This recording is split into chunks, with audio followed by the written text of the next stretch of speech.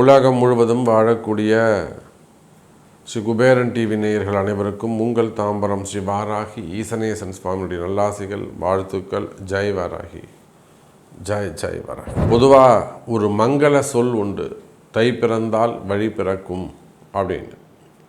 ஏன் அப்படி சொல்கிறாங்கன்னா, காலபுருஷனுக்கு 10வது வீடாக இருக்கக்கூடிய மகர ராசிக்கு சூரியன் பிரவேசம் செய்யக்கூடிய அற்புதமான நன்னாள்.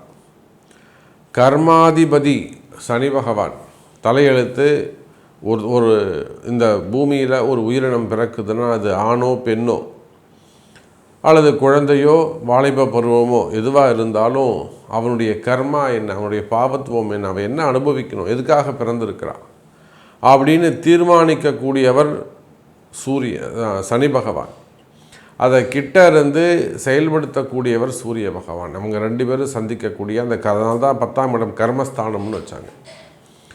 அப்போது இங்கே பார்த்தீங்கன்னாக்கா சனியுடைய வீட்டுக்கு சூரியன் செல்லக்கூடிய மாதம் தை மாதம்.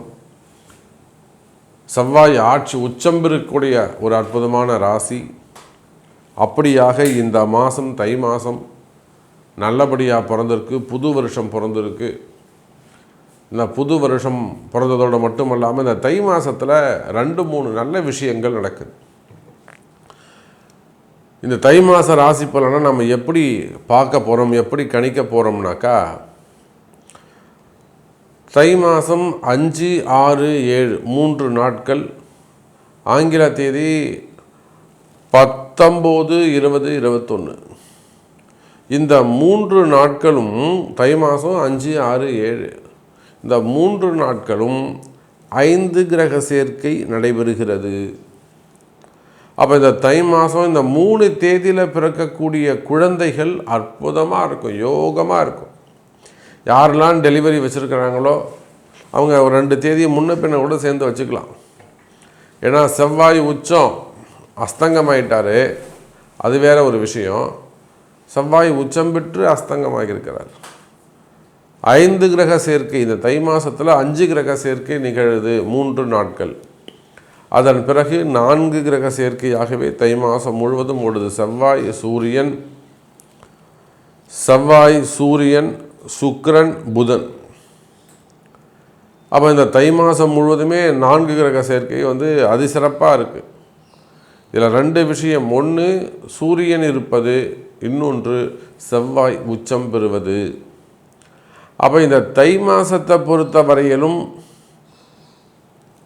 பல அதிசயங்கள் உங்கள் வாழ்க்கையில் நீங்கள் எதிர்பார்க்கக்கூடிய பல அதிசயங்கள், அல்லது நீங்கள் ரொம்ப பிரம்ம பிரயத்தனம் பண்ணுறீங்க, ஒரு வறுமையில் இருக்கிறீங்க, ஒரு கஷ்டத்தில் இருக்கிறீங்க, ஒரு நெருக்கடியில் இருக்கிறீங்க, ஒரு காம்ப்ளிகேட்டடான ஒரு சுச்சுவேஷனில் இருக்கீங்க, அல்லது ஏதோ ஒரு குடும்ப சூழ்நிலை, பசங்களை பற்றிய கவலைகளாக இருக்கலாம், பிள்ளைங்க சொல்கிற வச்சு கேட்காததாக இருக்கலாம், ஏதோ ஒரு காம்ப்ளிகேட்டட் ஒரு பிஸ்னஸாக இருக்கலாம், ஒரு லோனாக இருக்கலாம், சம்திங் ராங்.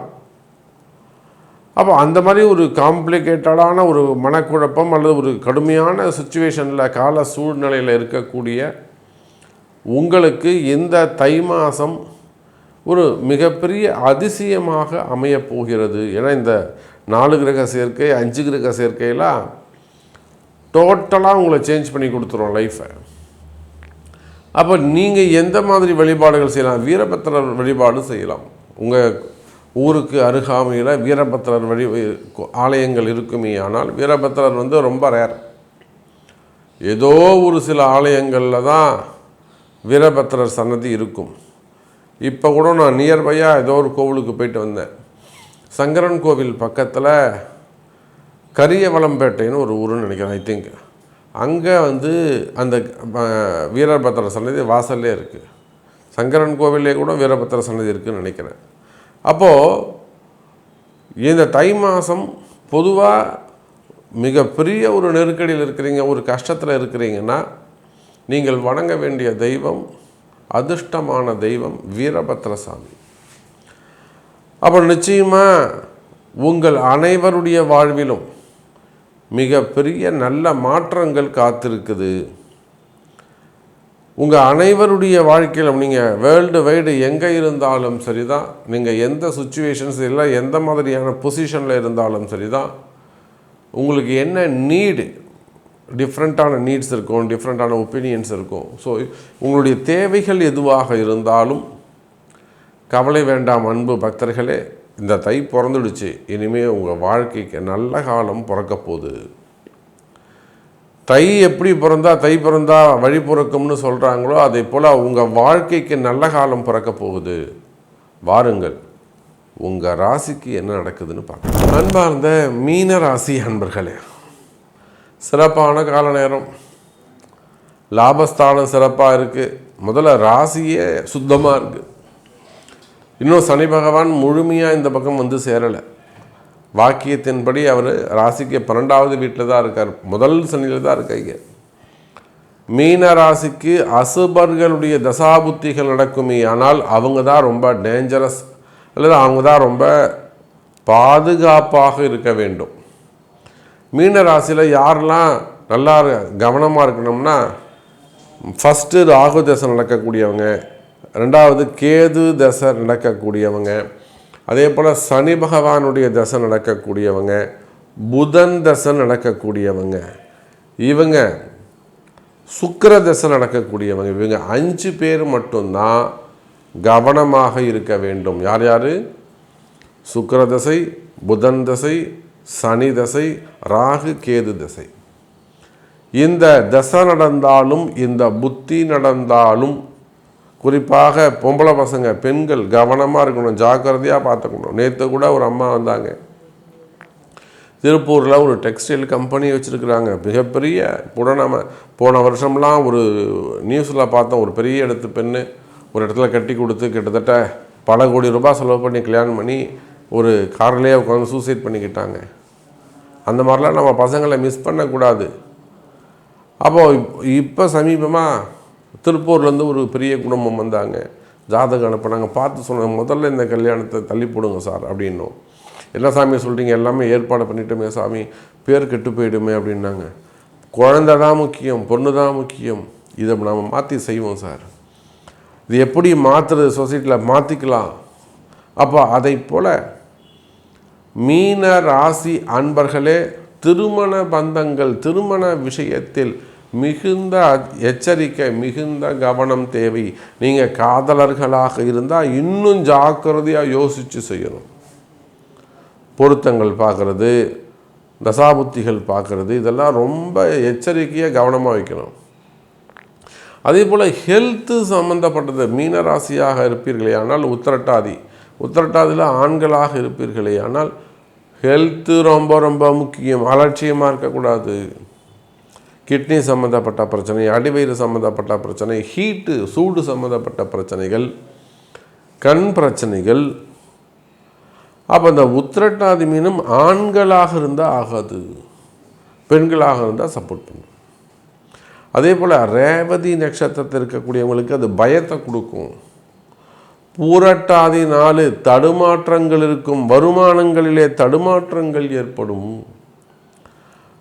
அப்போ பாருங்கள் மீனராசி என்பர்களே, உங்கள் ராசிக்கு லாபஸ்தானத்தில் 11வது வீட்டில் நடக்கக்கூடிய அந்த 5 கிரக சேர்க்கை.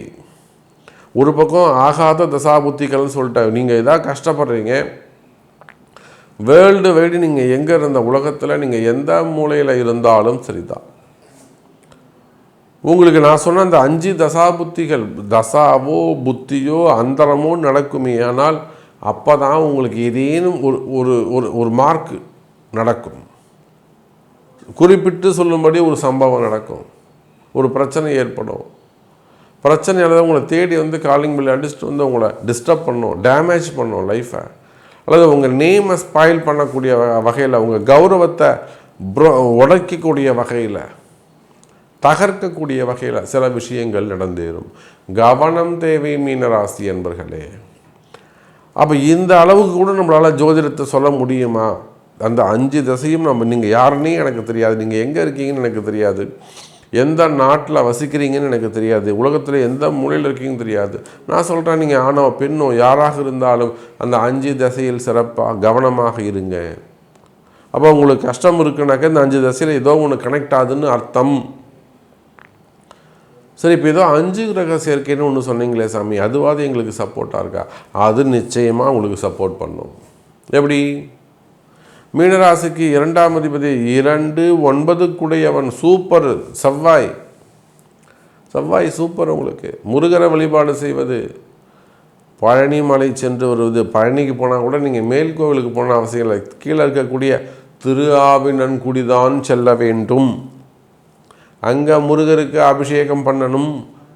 உங்கள் நட்சத்திரத்தின் பிரகாரம் புரட்டாதி நட்சத்திரத்திலே இந்த திருஆவினன்குடிக்கு சென்று அபிஷேகம் செய்வீர்களே ஆனால் மீன ராசிக்கு சிறப்பு. அது ஆணோ பெண்ணோ இருபாலரும் வேர்ல்டு இங்கே எங்கே இருந்தாலும் உங்கள் பக்கத்தில் இருக்கக்கூடிய உங்கள் புரட்டாதி நட்சத்திரத்தில் பக்கத்தில் இருக்கக்கூடிய முருகர் கோவிலுக்கு போயிட்டு வாங்க, வழிபாடு செய்யுங்க. அதே போல் உத்திரட்டாதி நட்சத்திரம்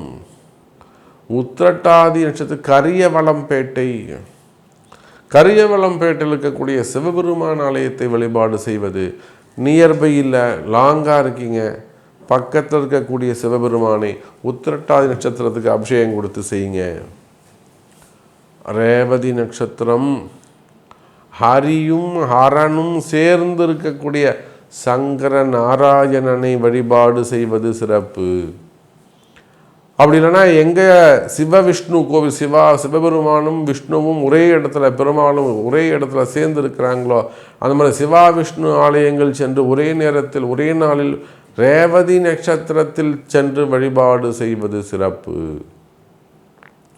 அப்போ பாருங்கள் மீனராசி என்பர்களே, தெய்வ வழிபாடுகள் உங்களுக்கு கை கொடுக்கும், நல்ல வளர்ச்சியை கொடுக்கும். அப்போது 2, 9 செவ்வாய் அருமையாக இருக்கிறார். அதே போல் 3, 8 சுக்கிரன் லாபஸ்தானத்தில் 6ஆம் அதிபதியாக வரக்கூடிய 3, 6, 8 3, 6, 8 சேரக்கூடாது. அது எங்கே சேர்றாங்க? மகர ராசியில் 11ஆவது வீட்டில் லாபஸ்தானத்தில் சேருகிறார்கள். குருவுடைய பார்வை கிடைக்கல. அப்போ நிச்சயமாக எதிரிகளுடைய தொந்தரவுகள், செய்வினை கோளாறுகள், காரணமே தெரியாத எதிரிகளுடைய தொந்தரவுகள், இது யார் செஞ்சா, எப்படி செஞ்சா, எதுவுமே உங்களுக்கு தெரியாது, கண்டுபிடிக்கவே முடியாது. இப்போ இதுக்காக தான் உங்களை சரி பண்ணுறதுக்கு தான் குரு வேண்டும். இதெல்லாம் கண்டுபிடிக்க முடியலையா, எனக்கு காரணமே தெரியல சாமி, நீங்கள் தான் எனக்கு கண்டுபிடிச்சி சொல்லணும், நீங்கள் தான் என்னை காப்பாற்றணும், எப்படியாவது நீங்கள் தான் இதுக்கு ஒரு முடிவு சொல்லணும், இந்த பிரச்சனையிலேருந்து நான் வெளியில் வரணும். அதுக்குத்தான் உங்களுக்கு ஒரு குரு தேவை. அப்போ இந்த 5 கிரக சேர்க்கையும் உங்களுக்கு சிறப்பான நல்ல சப்போர்ட் பண்ணக்கூடிய வகையில் அமைகிறது. வேலை வாய்ப்புகள் சிறப்பானதாக இருக்கும், உத்தியோகம் சிறப்பானதாக இருக்கும், வேலையில் நல்ல முன்னேற்றங்கள் இருக்கும், புதிய வேலைகள் உருவாகும், வருமானங்கள் அதிகரிக்கும், வியாபாரம் சிறப்பானதாக இருக்கும், கடன் சுமைகள், கடன் பிரச்சனைகள் குறையும். கவலை வேண்டாம் மீன ராசி அன்பர்களே. ஸ்ரீ குபேரன் டிவியை பார்த்தமைக்கு நன்றிகள். மேலும் இது போன்ற தகவல்களை தெரிந்து கொள்ள ஸ்ரீ குபேரன் டிவியை சப்ஸ்கிரைப் செய்யுங்கள். மறக்காமல் பெல் ஐக்கானை கிளிக் செய்யுங்கள்.